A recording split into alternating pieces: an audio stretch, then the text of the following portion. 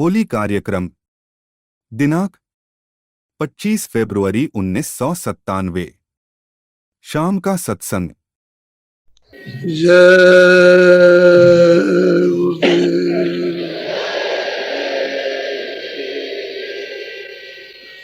जय गुरुदेव नाम किसका,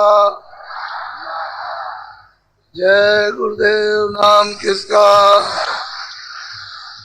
जय गुरुदेव नाम किसका। बच्चे और बच्चियों,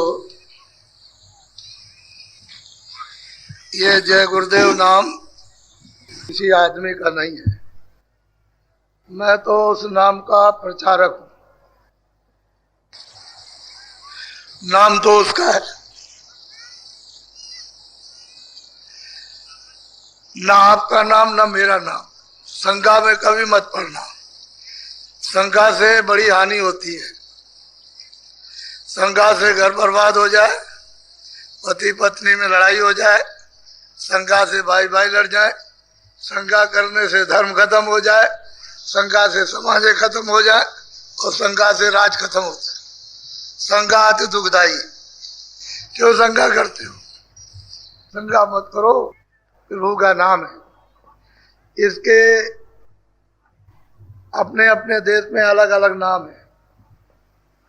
ये जिसको आप सूरज कहते हो, किसी देश में भी जाओगे सूरज नाम नहीं है, अपनी अपनी भाषा में अलग है, लेकिन है तो एक ही नाम उसके बहुत।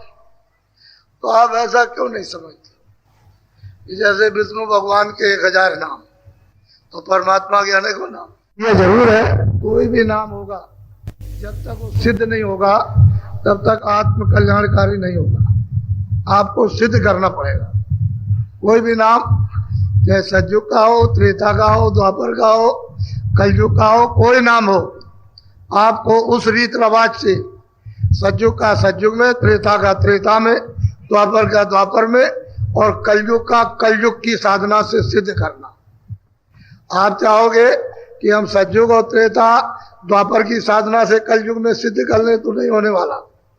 कलयुग की साधना से सिद्ध होगा।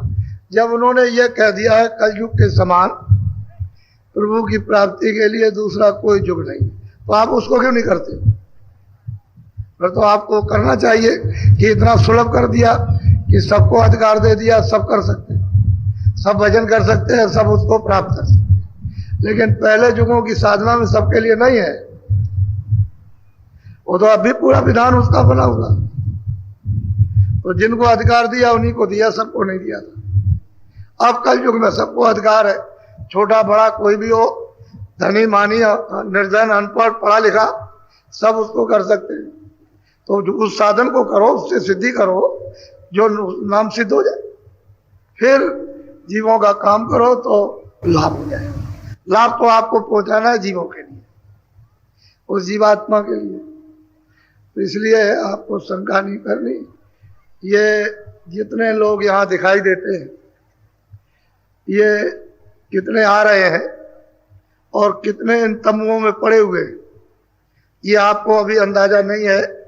थोड़ा सा घूम कर देखो। मेरी सीधी सादी बात है, मैं एक छोटा आदमी, मैं तो आपके सामने एक ऐसी चीज रखना चाहता हूं कि जिससे कि सबको शिक्षा मिले, सबक मिले, सबको, हमको भी सबक मिल जाए, आपको भी सबक मिल जाए। जब आप सब कहते हो कि हम सब नियम का पालन करते हैं, तो आपको सबको करना चाहिए। आप कहते हो प्रजातंत्र है, तो प्रजातंत्र के नियम के अनुसार प्रजा की सेवा करनी चाहिए। ये कोई जरूरी तो नहीं है कि अभी थोड़ी देर के लिए कोई घटना हो जाए, ये सब बीमार पड़ जाए तो आपको नहीं सेवा करनी, फिर क्या करोगे आप? मान लो सब बीमार हो जाए, एक तरफ से बीमार हो जाए, तो किन किन अस्पतालों में पहुंचाओगे?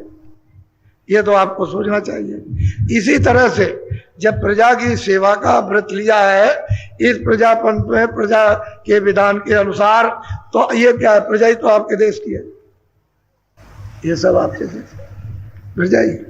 इसलिए ऐसा देखो कि हम किसी की व्यवस्था में कोई बाधा नहीं डालते हैं। हमारा रिकॉर्ड है जीवन का, अब जबरदस्ती आप उसको ढकेलो तो वो तो अलग बात है, वो तो आपकी बुद्धि की बात है। लेकिन हम तो हर चीज में प्रार्थना करते हैं, तो हमने सबसे, यहाँ नहीं सब जगह, कि भाई किसी की व्यवस्था में बाधा नहीं डालना, लेकिन कोई बात हो तो उसको प्रार्थना तो करनी है। अब उसमें से मतलब 1000 किस्म के आदमी, मैं तो आपको पूछता हूँ, आपके घर में रहते हो तो घर में बच्चों में झगड़ा हो जाता है, घर ही में आपस में बच्चे जो है, बच्चे और बहनों में, बहन भाइयों में झगड़ा घर में हो जाता है, माता पिता तोड़ पड़ते हैं। तो ये इतना बड़ा जन समूह है कि इसमें क्या हो गया, छोटी छोटी बातें उनको बड़ा बनाते हैं। वो अच्छी शिक्षा के लिए सबको चाहिए कि शिक्षा लीजिए। इतना जन समूह आया तो आप इसको देखो, खड़े हो जाओ,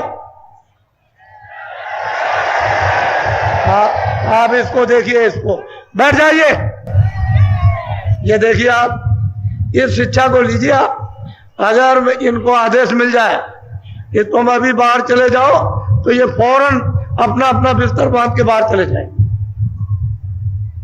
अरे भाई यहाँ आए स्नान, गंगा स्नान करने, कुछ लेने, अरे बहुत बेचारे विकारों में, बहुत बुराइयों में फंसे हुए, बहुत दुखी हैं, पीड़ित हैं, हर तरह से, शरीर से पीड़ा, परिवार से पीड़ा, समाज से पीड़ा, काम से पीड़ा, सब तरह से पीड़ा। तो अपनी पीड़ा को किसी तरह से बुझाने के लिए कि चलो भाई किसी स्थान पर थोड़ा दर्द चला जाए। आप अस्पताल में क्यों जाते हैं? इसलिए कि चलो वहां जाएंगे, थोड़ी दवा मिल जाएगी, कुछ उसका उपचार हो जाएगा, पीड़ा बंद कुछ कम हो जाएगी। इसी तरह से लोग महात्माओं के यहाँ जाते हैं कि कुछ मतलब यह है कि दया मिल जाएगी, कुछ आशीर्वाद, कुछ दुआ मिल जाएगा, कुछ हमारा दर्द, हमारी तकलीफ, हमारी पीड़ा ये भी चली जाए, हमारे समाज की, बच्चों की, परिवार की, और हो सकता है कि हमारा प्रार्थना करने पर आत्म कल्याण भी हो जाए। तो लोग इस तरह से अपनी अपनी पीड़ा को निवारण के लिए जाए। ये तो स्थान ऐसे ही है, ऐसे ही सबको समझना चाहिए। इसी तरह से तो आप लोग सब इसको देखो, इस समुदाय को, इस दृश्य को देखना चाहिए कि बाबा जी ने किस तरह से देश में सबको शिक्षा का सूत्रपात्र दिया, ये नैतिक शिक्षा का, चरित्रीय सदाचार की शिक्षा। देखो एक बात याद रखो, एक सत्य को छुपाने के लिए आपको 1000 झूठ बोलनी पड़ेगी। इससे अच्छा है सीधी बात एक ही कह दो, कोई भी अगर कहो सीधा कह दो, बात खत्म हो जाए। और उसको छुपाने के लिए 1000 झूठ, तो उससे लाभ क्या होगा? फायदा कुछ नहीं होगा, वो तो अपनी बुद्धि विकृत हो जाएगी। तो इसलिए ये जनता है, आप सेवा कर सकते हो कर लो, नहीं कर सकते हो तो कम से कम इतना तो है कि आपके पास जो यथाशक्ति है उससे आप कर लो। हर तरह का अंग आपको दिया, वो आंखों से दिया है, कान से दिया, और नहीं मदद कर सकते हो तो इशारा तो कर सकते हो कि ऐसे चले जाओ, इस तरह से चले जाओ, ऐसे चले जाओ, ऐसे ना। अब वो तो मतलब ये कोई नए स्थान पर जाए तो बताना पड़ेगा भाई इधर से जाओ, इधर से जाओ। ये लोग आए हैं तो स्थान ढूंढ रहे हैं कि भाई हम किधर जाए, किस तरफ जाए, तो बताने वाले मिलते हैं तो थोड़ा देर लग जाती है। इसी तरह से सब लोगों को एक दूसरे की मदद करनी चाहिए, और मदद में, प्यार में, मोहब्बत में मजा है, आनंद है। सही बात पर मानवता का आनंद लेना तो मोहब्बत हो, प्यार, इंसानियत का अगर जज्बा लेना है तो थोड़ा प्यार हो, सब में होना चाहिए। ये धीरे धीरे जब अपनी चरम सीमा पर जब ये पहुंच जाएगा तो ये विकार दूर हो जाते हैं। इसकी भी एक चरम सीमा, चलते हम बिल्कुल एकदम दुर्बल, कमजोर, निबल हो गए और बस असहाय हो गए। इसी तरह से लौटते हर चीज की ताकत है, एक सत्यता की, एक असत्यता की। तो असत्यता में जब फंस गए तो सत्यता के लिए थोड़ी मेहनत करनी पड़ती है, तभी तो। अब बुराई विकार तो भर लिया आपने, तो बताओ कैसे काम चलेगा? तो अभी तो बराबर रात भर तांता लगा रहे, रात भर। वो तो हमको दिखाई दे रहा है कि लोग आ रहे हैं। हमने तो कल ही बताया कि जरा देखिए तो कम से कम, अरे कल तो होने दीजिए, कल से ही कार्यक्रम है। ये तो यहाँ इन्होंने जगह ली, तो यहाँ आकर के 2-3 दिन पहले बैठ के सोचा था कि चलो भाई, मतलब ये है कि ये लोग आएंगे तो एक दिन में, तो आज अगर आए सब लोग तो बताओ ये कोई व्यवस्था हो सकती है? अब आपके रिश्तेदार घर में आ जाएं तो कै दिन पहले इंतजाम करना पड़ता है। आप लोग खुद सोचो, उसके लिए कितनी मेहनत करनी। अगर आज ही करना है और आज ही रिश्तेदार आ गए बाहर, तो बताओ आपका कितना अपमान होगा। तो इसलिए आज अगर हम लोग आते हैं तो फिर क्या करते, किससे बात करते, कैसे क्या होता। तो इसलिए व्यवस्था के लिए तो पहले से पहुंचना ही पड़ता है। तो अब आप अमूलक चीज सुनो, ये देश आपका नहीं है, सही सच्ची बात है। मुझसे अगर सच पूछते हो, अगर सच्ची बात कह दूं तो आप में से कोई हजम करने वाला नहीं। धीरे धीरे धीरे धीरे धीरे धीरे वो सच्ची चीज तब हजम होती है। एक आए कोई चीज सच्ची हजम नहीं होती। इसलिए मनुष्य शरीर अनमोल मालिक ने, जिसने आपको मकान दिया है, उसने, उसकी जीवात्मा तो है नहीं, उसने तो मकान बना के तैयार किया और दूसरे ने कहा कि लो ये जीवात्माओं को इसमें बंद कर दो, तो उसने इनको दे दिया, इन्होंने अपने मकान में बंद कर दिया। फिर उसने कहा देखो मैंने तुमको दिया था कि इस मकान में बंद कर देना और इतने दिन के लिए इसमें बंद रखना, और फिर मैं मांगूंगा तो मुझे दे देना। तो ये आपका देश नहीं है, परदेश है, मुसाफिर खाना है, मृत्यु। थोड़े दिन के लिए आप आए हो तो अपनी आत्मा, अपनी जीवात्मा की यात्रा पूरी करो। ये तो शरीर की यात्रा तो आपके सामने ही पूरी हो जाएगी, इसमें तो इधर उधर कहने की जरूरत नहीं।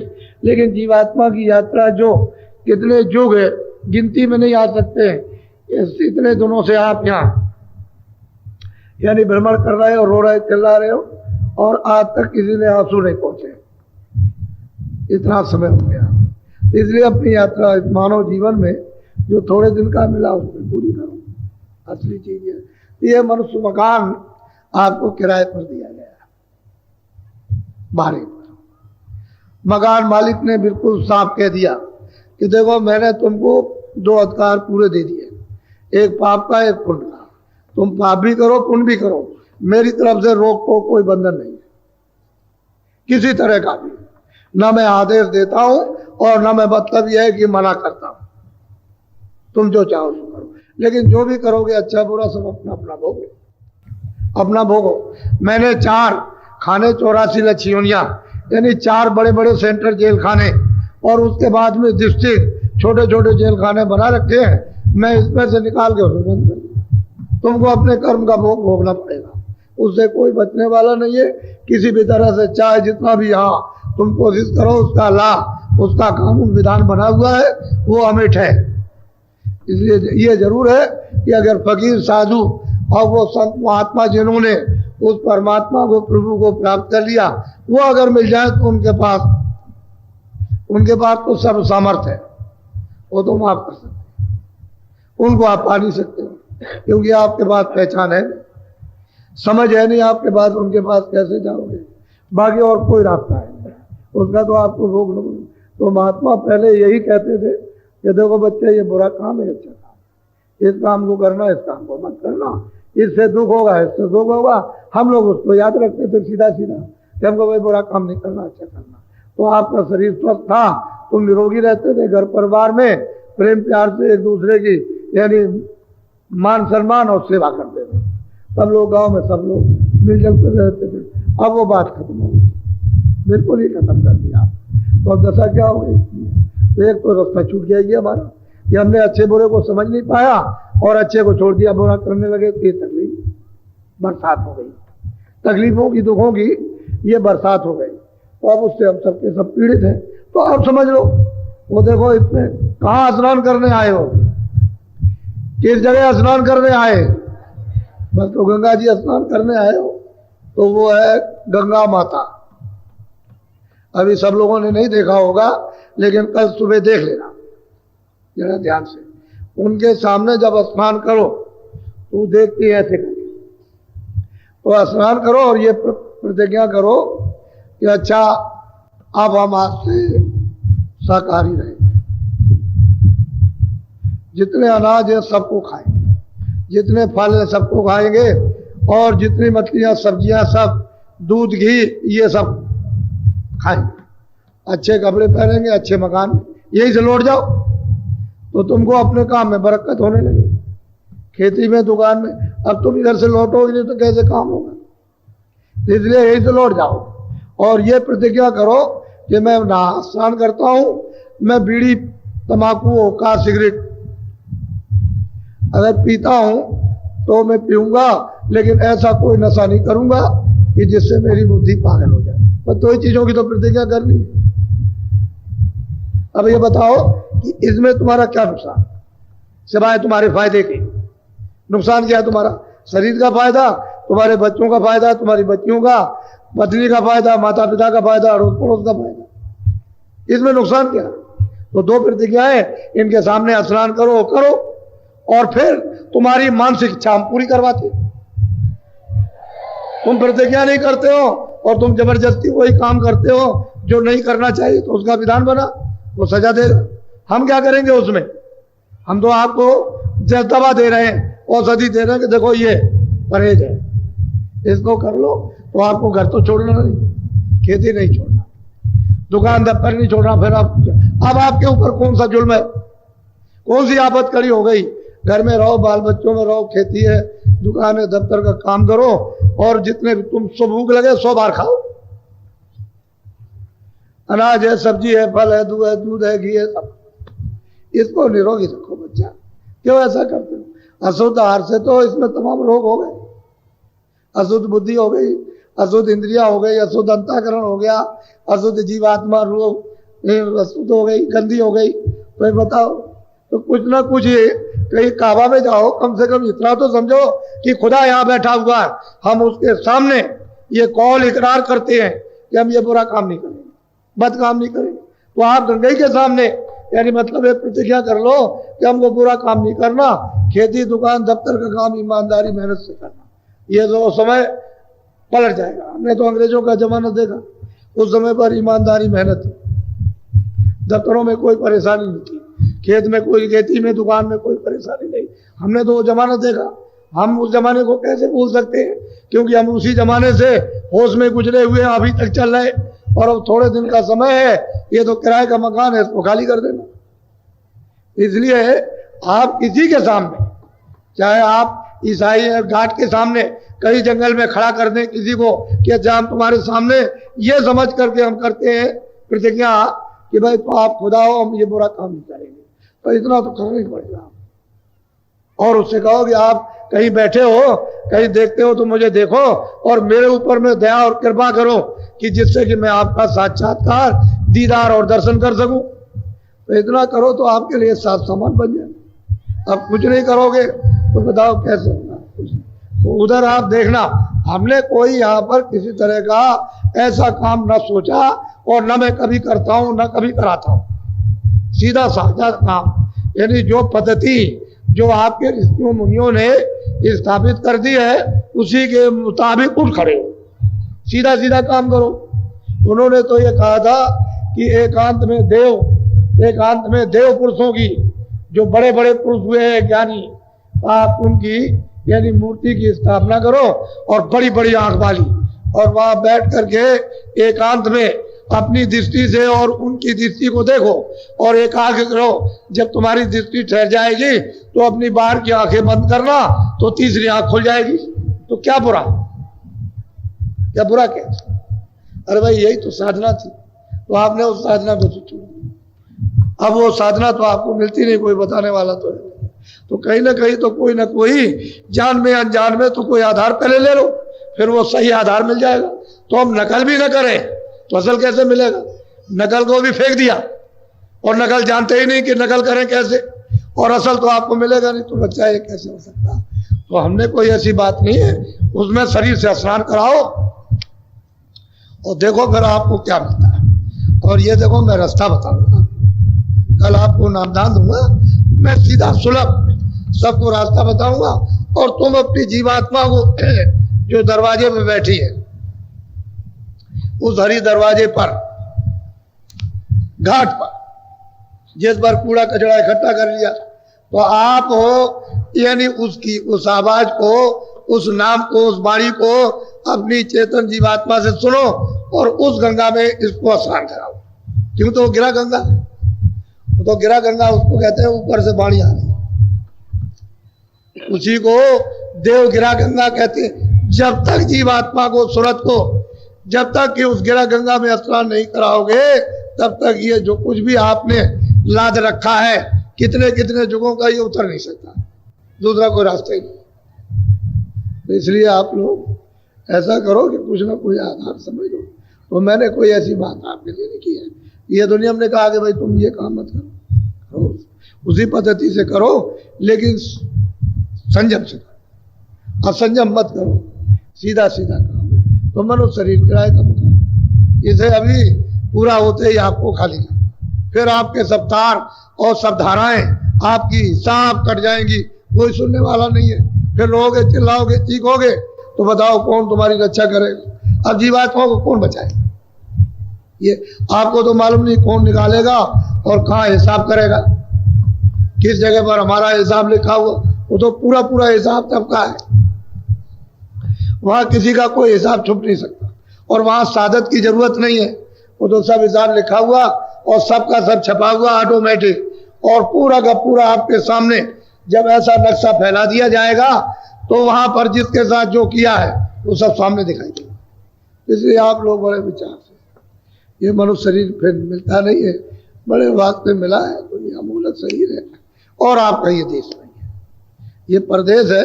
और आप देखते हो कि रोज ही घटना हो रही है।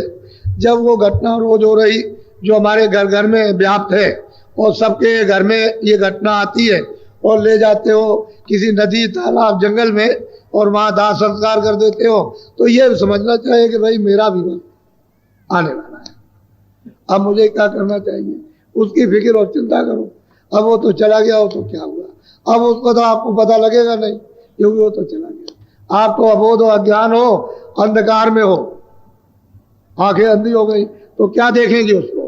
तो इसलिए मनुष्य मंदिर ये आपको अनमोल मिला है, और ये सच्चा उसका बनाया हुआ मनुष्य मंदिर है।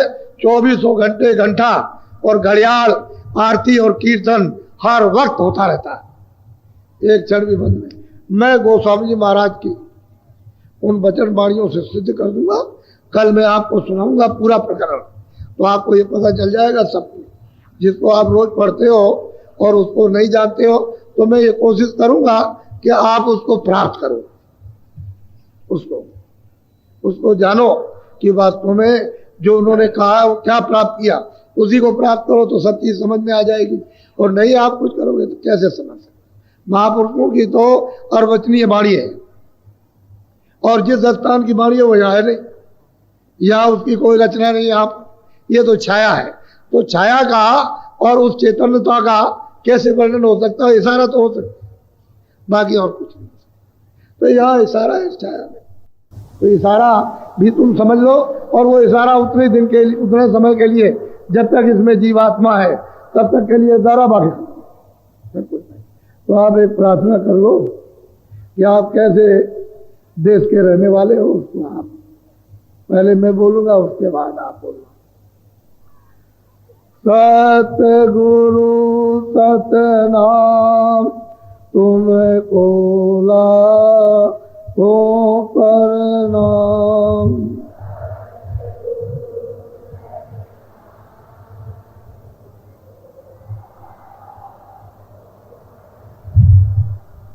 कोटि उतने अनेकों ईश्वर, अनेकों ब्रह्म, अनेकों पार ब्रह्म उसने पैदा किया, और बुद्धे सुमार ये सुरते, ये जीवात्माएं, रूह है, ये उसी की है। आपको तो कुछ मालूम, कितने उसने मंडल, कितने ब्रह्मांडों को, अपार ब्रह्मांडों को उसने बनाया, और वो सबसे अलग है।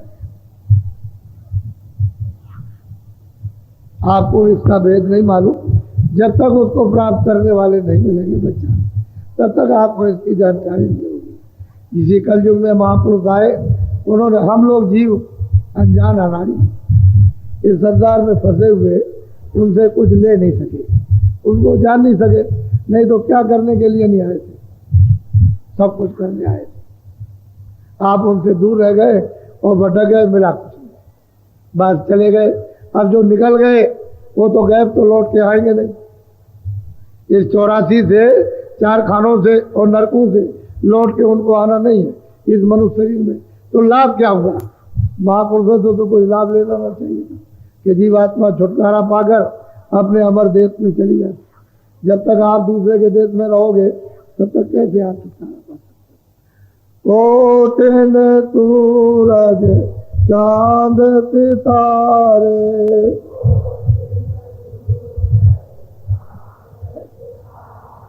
रोम रोम में करे उजारे।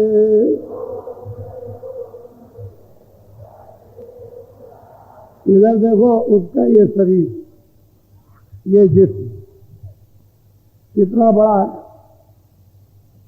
कितने खरबों योजन, कितने खरबों योजन लंबा यानी चौड़ा ऊंचा, कितने खरबों, यहां तो उसकी कोई पैमाइश नहीं। योजन कहते हैं एक योजन का 4 कोस, कितने खरबों योजन उसका ये जिस्म है, शरीर। ये हाड़ मास का उसका शरीर नहीं है कि उसका हाड़ मास का शरीर हो, या जिसके एक रोम में कितने कितने कोटों और चांद और सूरज लगे हो, तो उसके शरीर की कोई क्या महिमा कर सकता है?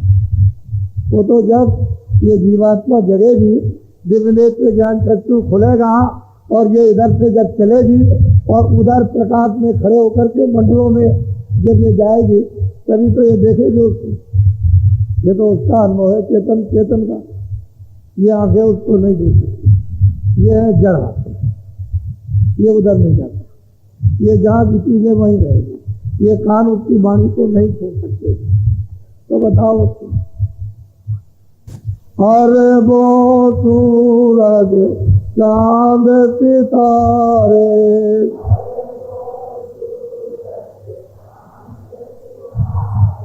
अरे वो सूरज चांद सितारे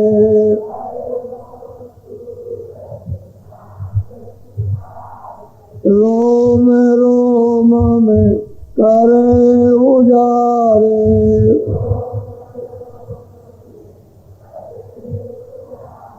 रोम रोम में करे उजारे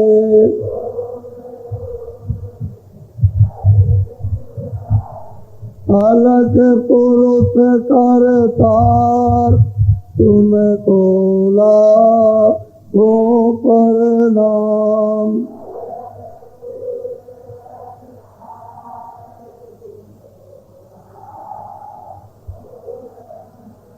ये जिनके अरबों सूरज चांद, ये सूरज चांद नहीं है, ये और सूरज चांदों की व्याख्या की है, ये नहीं, ये तो कुछ नहीं। कहते हैं जिसके एक रूम में, वो इस रचना से अलग है। अब आप सोचो कितना बड़ा होगा। जिसकी ये रचना है, जिसमें अनेकों ईश्वर, अनेकों ब्रह्म, अनेकों पार ब्रह्म जिसने पैदा किए हैं, उसकी तो ये रचना है। वो तो इन सबसे अलग और उससे भी अलग, तो उसकी रचना नहीं है, वो तो अलग है। अरे वो सूरज चांद सितारे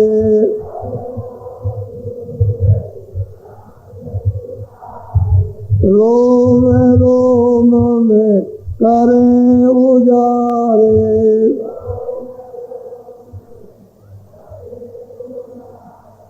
अलग पुरुष कर तार तुम्हें को लाखों प्रणाम।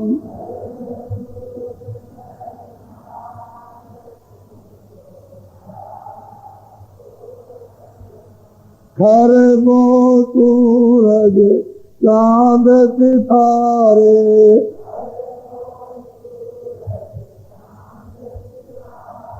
रोम रोम में करे उजारे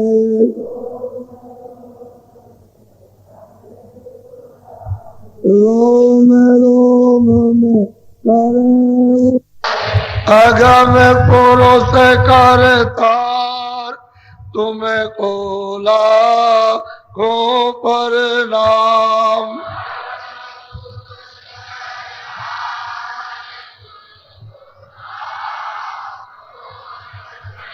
ये इनका शरीर कितना बड़ा है, क्या वर्णन किया जाए,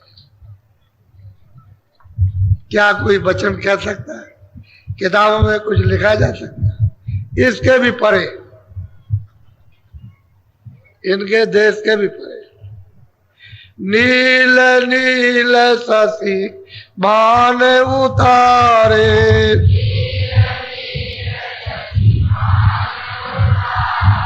नील नील शशि बाण उतारे,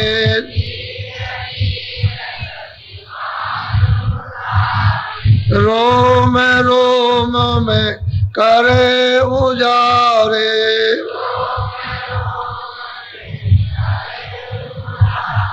रोम रोम में करे उजारे।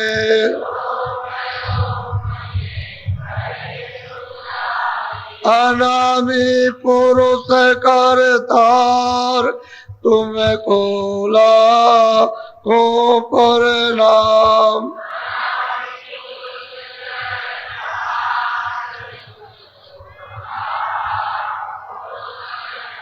अनामी पुरुष करतार, तुमको लाखों प्रणाम।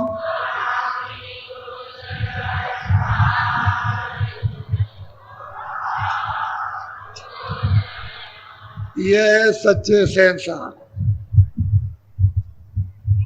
ये सच्चे। आपको क्या मालूम है कि रामायण में क्या कहा? उन्होंने भी तो कहा एक अनिया अनामा, आगे सच्चिदानंद प्रभु धामा। कितना लंबा चौड़ा है, नहीं कुछ किसी ने नहीं कहा, इशारा किया, साहब की जबान बंद,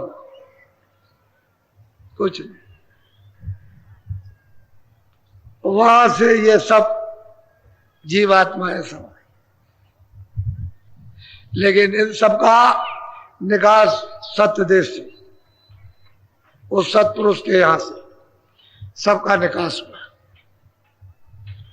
वो तो कल आपको इसका राज, इसका रहस्य खुलेगा, कल आपके सामने होगा तो बताया जाएगा।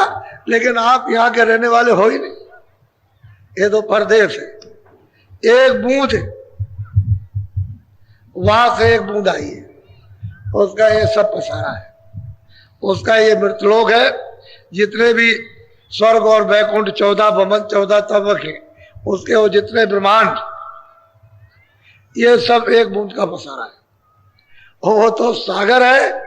अरे बच्चा, सागर और एक बूंद में कितना अंतर, ये तो सोचना ही चाहिए।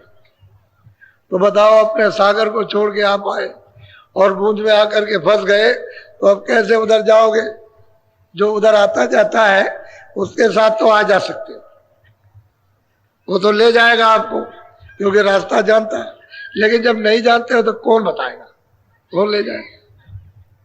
इसलिए उन्होंने सब जगह लिखा है अपनी अपनी किताबों में कि मान जनों की, मान आत्माओं की, पहुंचे हुओं की, जिन्होंने उसको पाया, दर्शन किया, दीदार किया, जो पार हो गया, उससे जाकर के मिलना, उसे प्राप्त करना, और उसके ही द्वारा तुम निकल जाओगे।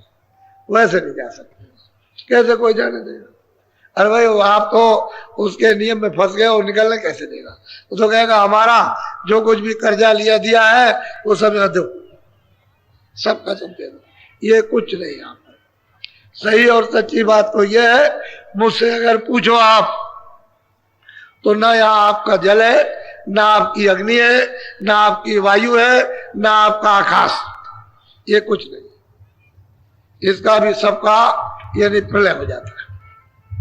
ये सब, ये जीवात्माएं जब वो महाप्रलय आती है, तो ये सब की सब जितनी मनुष्य शरीर में, तो पहले तो महान आत्माएं निकल जाती, फिर धर्मात्मा निकलेंगे, फिर चरित्रवान निकलेंगे। बाद में दृष्टि में ऐसा दृश्य होता है जो कहने योग्य नहीं है, बड़ा विधीर्ण। ये फिर उसके बाद कहीं भी आपको कोई चीज खाने को नहीं मिलेगी।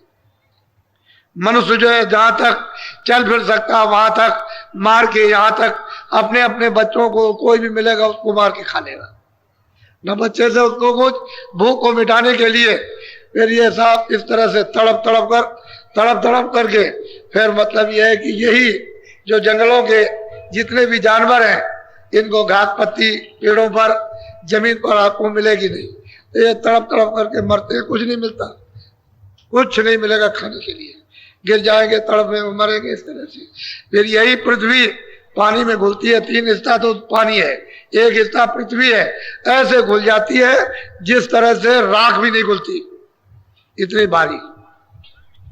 ऐसे ये पहाड़ जितने कड़े आपको दिखाई देते हैं, सख्त है कि बहुत मतलब ये सख्त हैं, ये इस तरह से मतलब ये भुरभुरे मुलायम हो जाते हैं, राख से भी लाखों हिस्सा ज्यादा भारी। बस ये पृथ्वी और पहाड़ बिल्कुल घुलकर जल में सब हो गई। फिर अग्नि ने जल को सोखा, तो नीचे जितने भी जल में जीव थे वो तड़प करके बिना जल के तड़प करके तब दृश्य दिखाई देता है कि ये सब क्या हो रहा। ये सब का सब ये तड़प के सब खिंच जाते हैं। बात मतलब ये है कि एकदम से इधर से सिमटा हुआ तो अग्नि तो जल को सोखती है और अग्नि को वायु ने सोख लिया। बस इधर से सब सिमटाओ, इधर से चल पड़ा। अब न सूरज है, न चांद है, न ये सितारे, न पूरब, न पश्चिम, न वेद है, न कतेब है, न कुरान है, न गंगा है, न जमुना है, कुछ नहीं।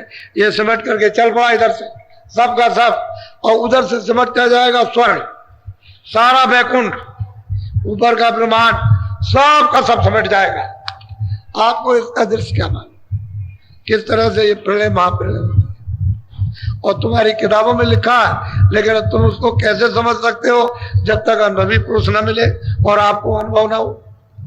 जब तक ये आपका देश नहीं, ये परदेश है, ये सबकी अवध है, आपकी अवध है। ये अपनी अपनी अवध पर ये सब समाप्त हो जाएगा। कब फिर सृष्टि का विस्तार होता है उसका कोई भी यानी मतलब यह है कि ये नहीं कितने युग बीत जाएंगे, कितने कल बीतेंगे, कुछ नहीं। जब कभी होगा तब होगा। उसी को मुसलमान क़यामत कहते हैं, अपने आप महाप्रलय कहते हैं। महापुरुषों ने महाप्रलय कहा, ये सब पूरा का पूरा देख करके कहा है। उधर जा करके उस तरफ जब सब देखा है कि ये किस तरह से ये होता, कैसे सिमटा होता है, जीव कैसे लाए गए, फिर जीव यहाँ कैसे डाले गए, किस तरह से फंसाए गए, किस तरह से निकाले जाते हैं, कहाँ पहुंचाए जाते हैं, सब उधर सब दिखाई देता है और सब महापुरुषों ने देखा। तो मैं कल बहुत अच्छी तरह से आपको विवेचन से समझाऊंगा, बताऊंगा। वैसी पराविद्या जो सनातन अपनी सबकी थी उसको आप लोग भूल गए, और कलयुग में जिसका आपको सबको अधिकार मिल गया, सुलभ और सीधा सहज स्त्री पुरुषों को कि सभी मनुष्य मंदिर में अपनी अपनी जीवात्मा को जगा के निकाल दो, वापस पहुंचाओ घर में। इस कलमल के तमाम मतलब यह है कि तुम पर्दों को, गंदगियों को धो डालो, जल्दी से जल्दी योग रूपी अग्नि जग जाए, निकल चलो यहाँ से। तो इतना अधिकार आपको दिया और आप कुछ भी अपने लिए नहीं कर रहे हो, तो बताओ कैसे होगा। इतनी आपको ऐसी शिक्षा सुनने को आपको कभी जीवन में नहीं मिला, वो आपको इन 10 दिनों में सुनने को मिलेगा और समझने को मिलेगा। इसलिए मैं कुछ देने ही आया, कुछ देना चाहता। इसलिए आप सब लोग मिलजुल करके देखो, कोई भी जितने भी इस स्थल में पड़े हो सब आपको, इसको गैर किसी को समझो ही नहीं, सब हम ही है, सब हमारे हैं, हम उनके वो हमारे बात ही करते। जब हम लोग अपनी जगह पर आ जाएंगे कि हमें प्यार है, मोहब्बत है, सेवा है, तो फिर क्या बात की तकलीफ। इसलिए हमारे जितने भी गुप्तचर विभाग के कर्मचारी अधिकारी हैं वो बात अच्छी तरह से हमारी लिख लें, ये नोट करने वाली बात है। मैं यहाँ इलाहाबाद में मतलब यह है कि कोई कब्जा करने नहीं आया, कोई लड़ाई झगड़ा करने, कोई दफ्तर से सेल मेल कुछ लेने नहीं आया। मैं तो इनको मानवता की एक सच्ची जो धन संपत्ति है सच्चा जो मानव इंसानियत का यानी खजाना है और वो रूह और जीवात्मा का सच्चा यानी ईश्वरी धन है, वो कुछ लोगों को मिल जाए तो अच्छा रहेगा। वो यहाँ पर आया हूं और मैं भी जिस तरह से आप सेवक है वैसे मैं भी सेवा करता हूँ। मैं तो कोई मतलब ये नहीं कहता हूं बड़ा हूं, मैं तो मतलब खुद ही झुकता हूं। आप मेरी वजह से कोई तकलीफ आपको नहीं होगी, इसलिए आप लोग इस चीज को नोट करके रखें अपने मन में। क्यों अब ये खराबी पैदा करते हो?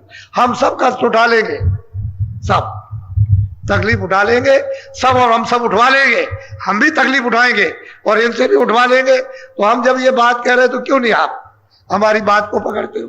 तो कोई भी बड़ा से बड़ा अधिकारी, छोटा से छोटा कर्मचारी, हम किसी को तकलीफ देने नहीं आए। अगर हमसे कोई तकलीफ हो गई तो हमें क्षमा करें, हमको माफ करें, हमको माफ करें।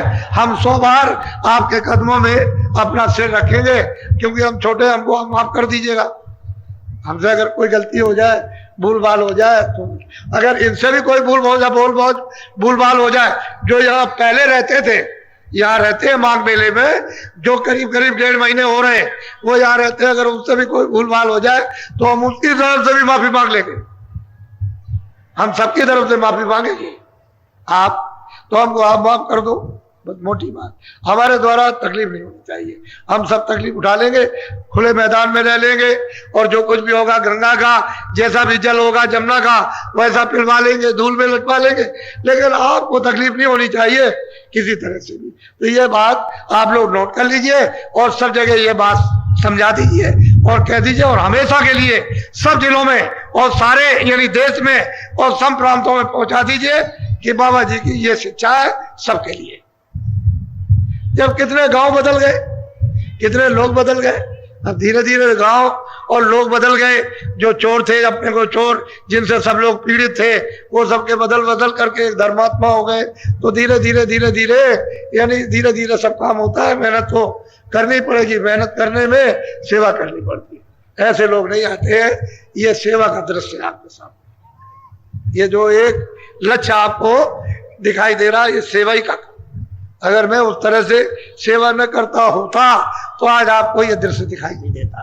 तो मैं पक्का सेवक हूं, मैं कोई महात्मा बिल्कुल नहीं, कोई फकीर नहीं हूं, न मुसलमानों के लिए फकीर, न हिंदुओं के लिए महात्मा, पक्का आपका सेवक। अब सेवक से आप होशियारी से, बुद्धिमानी से सेवा ले लो। अपने मैल को, अपनी गंदगी को जिस तरह से हमसे कहो हम डलिया खोटा ले, हम तो डालते ही रहे, झाड़ू लगाते हैं सबके साथ। आप कहो कि बाबा जी बैठ जाते, अगर हमको काम करने दो तो हम सबके साथ जुट जाए, लेकिन आप हमको नहीं करने दोगे, हमारे ऊपर गिरोगे आप, तो ये बात नहीं। हम झाड़ू लगाए, हम तो ये सब काम करते ही हैं, हमको कोई हिचक थोड़ी है किसी तरह की, क्योंकि हमारा वो स्थान ही नहीं है कि बैठे रहो, इस तरह से सेवा करने का स्थान है। तो आप लोग मुझे देखो कि मैं किसी से कोई घृणा करता हूं, आप ये देखिए, लेकिन मुझे ये मालूम हो जाता है कि आपको कितनी तकलीफ है, कितने प्रकार की तकलीफ है, कितने प्रकार की बीमारियां हैं, कितने प्रकार के झगड़े हैं, कितने प्रकार के विवाद हैं, कितने प्रकार की गरीबी है, किस तरह की उलझन है, और फिर आपने क्या क्या किया वो अपने को फौरन पता चलता है। जब डॉक्टर आपकी बीमारी बता सकता है तो ये तो आपको जानना ही चाहिए कि वो महापुरुषों का तो इतिहास ही रहा, कि वो सब कुछ जानते। उन्होंने तो, उनके हाथ में तो बिजली से ज्यादा करंट तेज होता है, उनके पास तो ऐसा यंत्र लगा होता कि ऐसे हाथ लगाया सब पता चल गया कि आपने किसकी नाक काटी, किसका कान काटा, किसका ये काट दिया, किसका चीर दिया, किसका ये। लेकिन आपसे कोई परहेज तो नहीं करते, आपकी कोई बात तो नहीं कुछ कहते, वो तो ये देखते हैं कि आपको लाभ कैसे पहुंचाया जाए, फायदा कैसे, शारीरिक फायदा, बच्चों का, बच्चियों का, आपके घर का, और फिर जीवात्मा का लाभ कैसे पहुंचाया जाए, किस मतलब ये सुलभता से जिससे आप उसका लाभ प्राप्त कर लो। वो रास्ता ढूंढते हैं तुमको मिल जाए कुछ जिसको ले सको और उससे तुम अपना काम कर सको। ये नहीं कुछ किसी का कुछ कहने और किसी के लिए कुछ विकार पैदा करना नहीं आए, वो विकार हो उसको दूर करने के लिए। ये है सेवा, उस सेवा का ये दृश्य है। तो इसलिए हमारे कर्मचारी, अधिकारी, छोटे बड़े, हमारे पुलिस के विभाग के जितने भी है वो अच्छा से अच्छा काम कर रहे हैं, संतोषजनक, और भी जितने भी है ठीक है। हम तो आपकी प्रशंसा करेंगे, आप हमसे क्यों खराब होते हो? अब किसी ने अगर कुछ कह दिया तो हम तो माफी मांगते। जब माफी मांगते हैं तो आपको माफ कर देना चाहिए, चाहे वो डीएम हो, चाहे कमिश्नर हो, और चाहे उससे भी बड़े हो, किसी विभाग के हो, हम सबसे माफी मांग रहे हैं। कोई भी अगर गलती हो गई तो हमको क्षमा कर दीजिएगा। यहाँ स्नान कराने आए और इनका ये स्नान करा के कुछ मतलब ये है कि इनका सफाई करने, तो सफाई करने वाला तो जो होता है इसलिए आप लोग अब आप झाड़ू, क्योंकि इतने लोग आ गए हो, अब किसी का मस्तक काम नहीं करता, क्या करें? और सारी रात चलेंगे। आप ये मत समझो कि अभी रात को बंद हो गए, ये तो आज से कार्यक्रम शुरू हुआ, अभी तो सारी रात चलेंगे और कल दिन भर चलेंगे। तब आप देखिएगा इस दृश्य को, यहां भी देखिए और फौरन भागिएगा, यानी टेंटों में, और टेंटों में जाकर के देख लीजिए सड़कों पर कि वहां पर क्या है दृश्य, तब आपको पता चल जाएगा। और मैं ये सबसे निवेदन करता हूं कि वो अनुभव टेंटों में कीजिए कि वहां कितने लोग हैं वहां, और सड़कों पे कितने बैठे हैं, और ऊपर में मैदान में कितने, और यहाँ कितने, तो आपको पता चल जाएगा कि महामानव ये कुंभ स्नान करने आए, वास्तविक स्नान, सच्चा स्नान करने आए, इसलिए स्नान करो। और छोटी सी जड़ी बूटी की प्रतिज्ञा कर लो, और वो भी गंगा महारानी के सामने कि भाई मैं अब प्रतिज्ञा करता हूं, मैंने जो कुछ भी किया है अब मतलब वो तो क्षमा कर दीजिएगा, अब मैं कोई बुरा काम नहीं करूंगा, अच्छा काम करूंगा।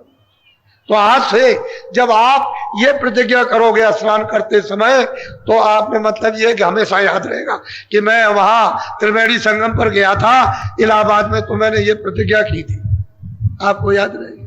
फिर मैं आपके साथ मेहनत करूंगा, रगड़ करूंगा, तो उससे आपको तुरंत तत्काल लाभ होगा, फायदा होगा। तो फायदा लीजिए आप, अच्छा तो ये रहेगा। मोटी सीधी सादी बात है। तो कल तो मैं, आज तो शुरुआत थी, तो एक बात तो ये हमने आपको बता दी। दूसरा है सफाई के लिए आप लोग तैयार रहो। तीसरा है अगर आप हमको बाहर रहने दो तो हमको वहां किसी झोपड़ी में रहने की जरूरत नहीं, मैदान में रहेंगे, आप खुद मैदान में रहेंगे इस रेती में, लेकिन हमारे पास आना नहीं, दूर रहना, हमारे ऊपर गिरना नहीं। हम रेती में बैठ करके आपको दिखाएंगे। हम तो पहले भी नंगे थे, तो ये थोड़ी कि मतलब एक कपड़े पहन लिए, कपड़े तो तुम्हारी वजह से पहने कि आपके बीच में आएंगे तो ये बदगी है, बेअदबी। जब बीच में बच्चों के बीच में आए तो नंगे हो गए आए तो अच्छा शोभा नहीं देता, क्योंकि आप गृहस्थ आश्रम में रहते हो तो थोड़ी बहुत तो कुछ मर्यादा होनी चाहिए। तो इसलिए अगर हमको बैठने दो तो भी इसी धूल में रात भर रहेंगे। हमको तो आपने देखा मथुरा में कि हम किस तरह से रहते थे। अभी तो मान लो कुछ झोपड़ी बन गई, लेकिन जब झोपड़ी टूटी फूटी थी तो ऊपर से पानी गिर रहा, हम तो उसमें रहते थे, बहुत दिनों तक रहे। तो इसलिए आप लोग इस शंका में मत रहिए आप कि बाबा जी ने कोई कष्ट नहीं उठाए। हमने तो बर्तन मले इन महात्माओं के, साधुओं के, खूब कढ़ाई मले, अच्छी तरह से लंगोटी पीची, झाड़ुआ लगाई, अच्छी तरह से काले हाथ हो गए, और फिर ऐसे ही मलते मलते महापुरुष मिल गए, उनकी कृपा हो गई। ऐसे ही नहीं हो जाता है। तो इसलिए आप तपस्वी स्थान पर आए हो, प्रयागराज त्रिवेणी संगम पर यह तपस्या करने का ये आपको ये सौभाग्य प्राप्त हुआ। उसी तरह से आप आराम से तो रहते ही हो। चलो 10 दिन के बाद फिर हम न रहेंगे, जरा सा कम से कम अपने मल को तो जरा सा धोए, थोड़ा सा जरा सफाई तो होने दे उसकी, तो थोड़ा सा तो आप ये भी सोच समझ करके करना चाहिए। किसी को कभी यहाँ रह करके नाराज मत होइएगा किसी से भी कि आपने क्यों नहीं इंतजाम किया, आपने क्यों नहीं ये किया, क्यों नहीं। अरे भाई कोशिश करते रहे, जो कुछ जल्दी में हो जाए, नहीं तो सब लोग वैसे ये समझ लो कि हम एक चीज पाने आए, और वो इन चीजों से सबसे बहुमूल्य जो चीज पाना उसकी तो यहाँ कोई कीमत है ही नहीं, उसका तो कोई साथ सामान है नहीं। तो आप ऐसी चीज को प्राप्त करने के लिए आए हो, इसलिए इसके सामने उसको क्यों मिलाते हो, उसको क्यों तोलते हो? ये बात को शेरी धान को आपने तोल लिया, ऐसा नहीं। अलग अलग चीज रखो कि इसका महत्व अलग है। ये 10 दिन का महत्व बिल्कुल अलग, इसका और जगह 7 दिन का है, वहां 7 दिन का महत्व है, 3 दिन का 3 दिन का महत्व, अपनी अपनी जगह पर जिसलिए आपको ले आए उस महत्वपूर्ण है, ऐसा नहीं है।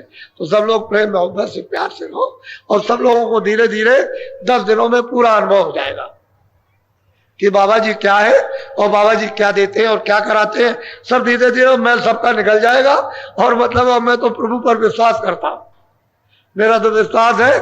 और जो गुरुजन आए जिन्होंने ये रास्ता बताया उन पर पूरा अटूट विश्वास, इधर उधर हिलने डुलने वाला कुछ नहीं, वो तो अटल विश्वास ये मतलब ये। और वो प्रभु है, उस पर पूरा विश्वास है। इसलिए आप लोग सब एक लक्ष्य में चलो, सब एक दूसरे की मदद करो, सब जो है सब कुछ हो जाएगा। ये हमारे साधु जितने भी पड़े हुए हैं, जो भी अभी यहाँ रह गए, खूब सेवा करो अच्छी तरह से, जिससे कोई तकलीफ अगर हो गई हो आपके मतलब है आने के पहले, तो मतलब यह तकलीफ सेवा से चली जाती है। क्यों नहीं जाएगी? क्या नहीं हो सकता? जब बड़े बड़े चोर डाकू जैसे गीता जामिल और मतलब यह है कि ये बदल गए और मतलब है शुद्ध पवित्र और ब्रह्म को प्राप्त कर लिया और त्रिकालदर्शी हो गए, तो सेवा तो सब कुछ हो सकता है। क्या नहीं हो सकता?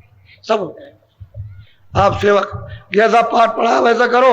अगर ना कोई बदल जाए, जो पत्थर दे ले पिघल करके मुलायम ना हो जाए, तो बाबा जी से कहना आप प्रेम से रहो। एक चीज है, लेकर के आओ, लेके जाओ, लेकर के लोग जाएंगे और सदा जब तक मतलब ये रहेंगे तब तक याद करेंगे।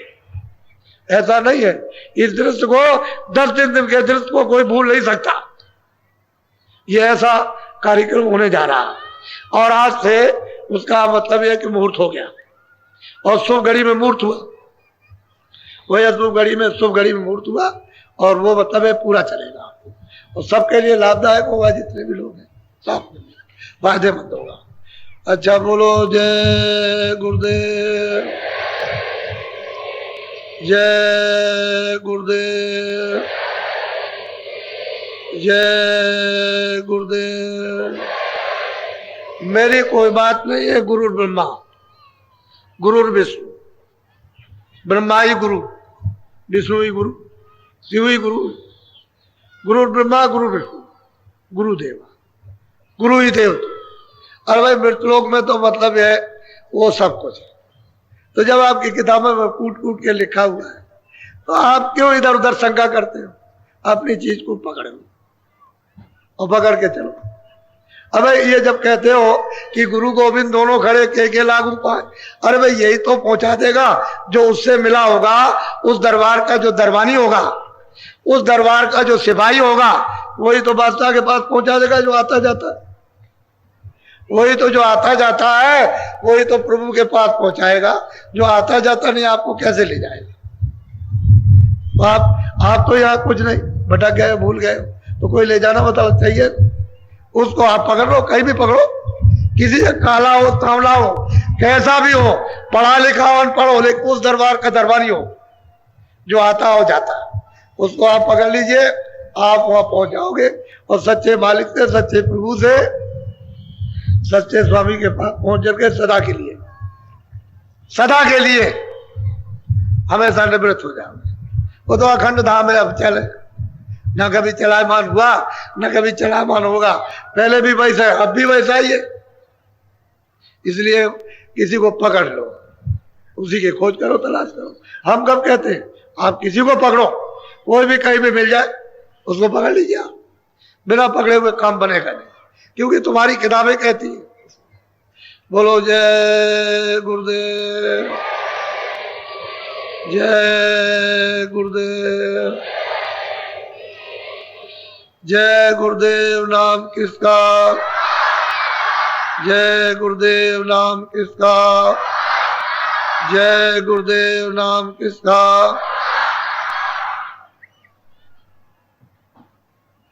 अब मैं आपको जो नए लोग आए हैं उनको तो मैं कल रास्ता बताऊंगा, लेकिन जो नए पुराने पहले के उनसे मैं थोड़ी सी साधना कराऊंगा, यानी भजन कराऊंगा।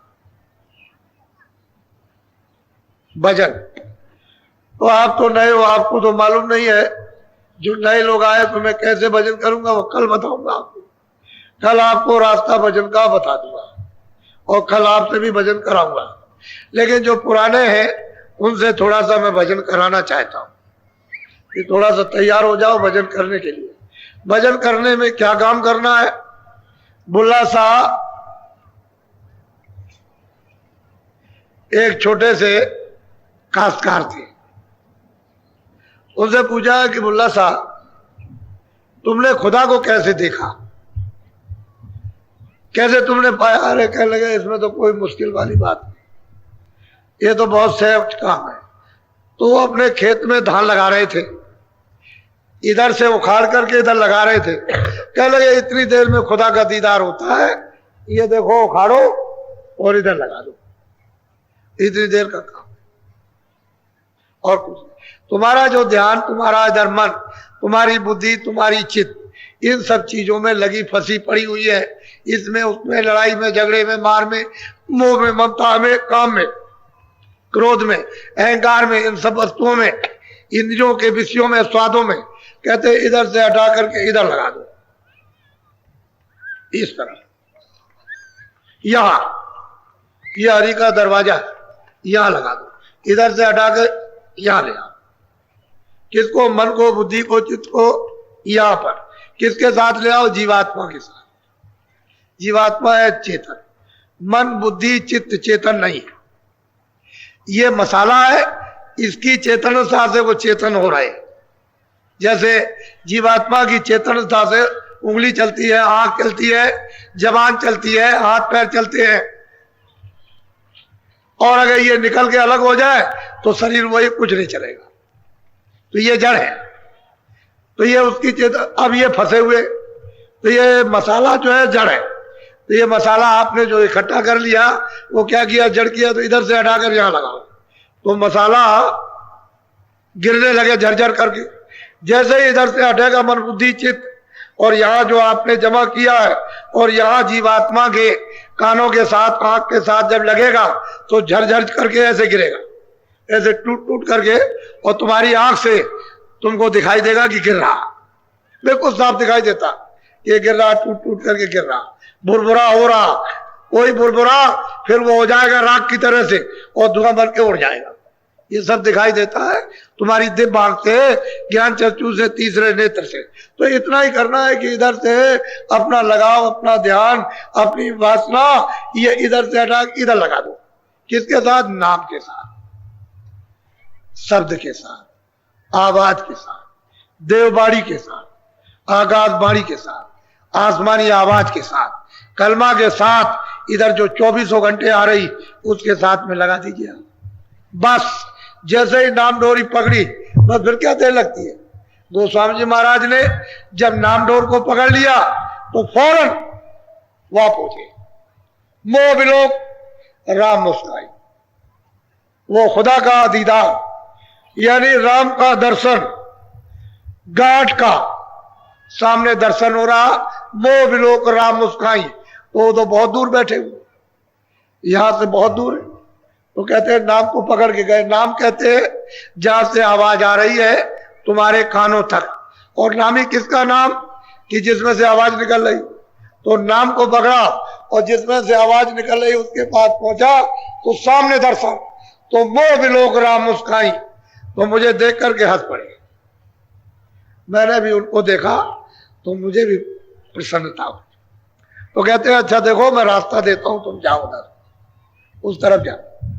तो जब रास्ता दे दिया उन्होंने अपने उधर जाने का, उधर यानी उस तरफ, उधर का मतलब उधर पेट में नहीं, उधर, उधर माज, उधर गया। जब मध्य में खड़ा हुआ तो अंडज रहा। अंडज राय कहते हैं स्वर्ग बैकुंठ की रचना, स्वर्ग बैकुंठ वहां अंड की रचना है। यह है स्थूल शरीर की रचना। ये जल, पृथ्वी, अग्नि, वायु, आकाश, इसकी रचना वंड की रचना है। उसमें 10 इंद्रियां है, चतुसंताकरण, मन, बुद्धि, चित्त और अहंकार, और 3 गुण, रजोगुण, तमोगुण, सतोगुण। तो 17 तत्वों की रचना है, वो है लिंग रचना। वहां वो देव रचना है जिसमें स्वर्ग और वैकुंठ। वो कहते हैं मैं उधर खड़ा हुआ तो मैंने पूरा का पूरा देखा, 14 लोक, 14 भवन, सब के सब देखे। और किसी से पूछा जाए किस लोक में किसका रहा तो आप नहीं बता सकते, क्योंकि आपने देखा ही, आप क्या बताओगे? कुछ नहीं। कहते मैंने सब देखा। वो कहते मैंने देखा सब, उधर माज, सोनंडज, राया, और कहते हैं देखूं बहुत बहुत ब्रह्मांड, अनेकों ब्रह्मांड, अति विचित्रता। वहां यानी वहां जहां मैं गया वहां, यहां नहीं, यहां नहीं है कहीं, वहां मैंने अपनी दिमाग ज्ञान चक्षु से अति विचित्र था, लोक अनेका और रचना अमित एक देखा। अब उसका क्या वर्णन यहाँ हो सकता, हमने देखा। वो कहते हैं हमने देखा। बोलो जय गुरुदेव।